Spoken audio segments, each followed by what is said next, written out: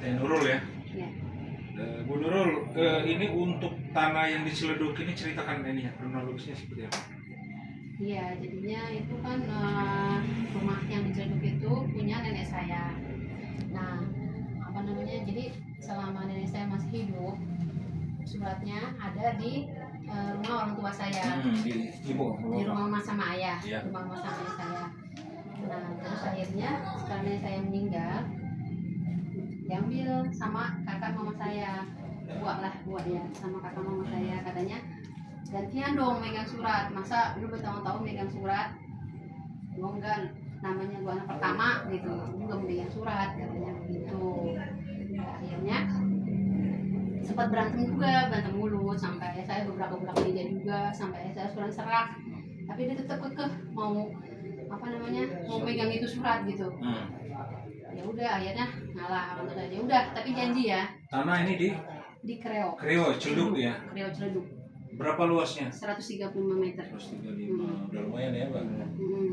Nah, terus akhirnya surat itu dikuasai sama, Batak. dikasih sama Dikasih ke buat itu sama anaknya, kan ada anaknya. anaknya yang namanya di situ. Di Sama suaminya.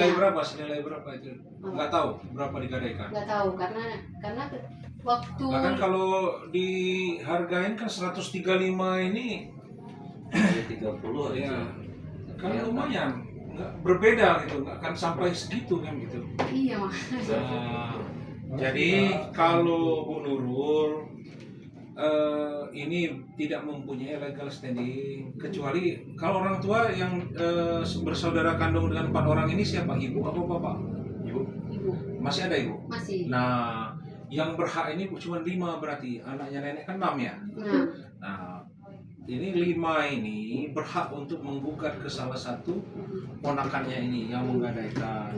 Nah, ini nanti kita anggaplah bisa gugatan perdata, gugatan sederhana, bisa juga langsung lapor polisi ke bagian Harda. Jadi kalau di sini kan diterangkan nanti kalau sudah lapor polisi kita bisa ambil itu semua. Soalnya Karena yang menggadaikan kan cucu, Iya, cucu. yang tidak saat itu tidak mempunyai legal standing. Nah, tapi kan 5 anak ini mempunyai legal standing. iya benar. Nah, Umi sama 4 orang adiknya ini bisa datang ke sini, tanda tangan kuasa, bisa kita bantu nanti untuk untuk proses hukumnya gitu kan. Iya. Nah, seperti itu. Kalau Teh Nurul nggak punya legal standing. Iya.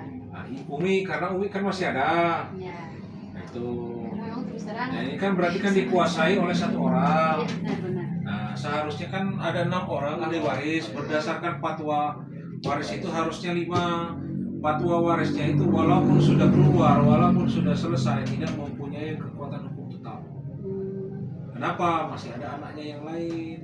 Di situ pasti ada kebohongan-kebohongan. Gitu loh. Ya kan Pak, keterangan waris saja kita jelas di sini. Si A menikah dengan si B, punya anak 1, 2. Si A menikah lagi dengan si C, punya anak 1, 2. Akhirnya 6 orang. 6 orang ini sudah meninggal 1. Siapa anaknya? Diambillah di sini.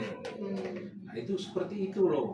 Keterangan waris aja, apalagi fatwa waris ini yang disahkan oleh pengadilan. Jadi fatwanya cuma 4 anak itu aja. Karena Ada. Yang tempat tinggal di Yang tinggal di situ nggak dan bisa di situ nanti ada. Jadi keluarganya tinggal 4 orang itu aja. betul, karena udah misah kan. Iya. Tapi tetap anak kandungnya loh. Iya, Anak kandung nenek itu. lain bapak doang. Ya terlepas mau lain bapak, lain ibu, tapi dia adalah keturunan langsung dari ahli waris. Tetap dia berhak, kecuali anak angkat yang nggak berhak. Iya, iya. Nah, cucu itu belum turun ke cucu, anak dulu kalau masih ada anak. Masih pada hidup. Nah, itulah yang mempunyai legal standing. Kalau di sini kan perkaranya legal standing, baru kita bisa ke Batang.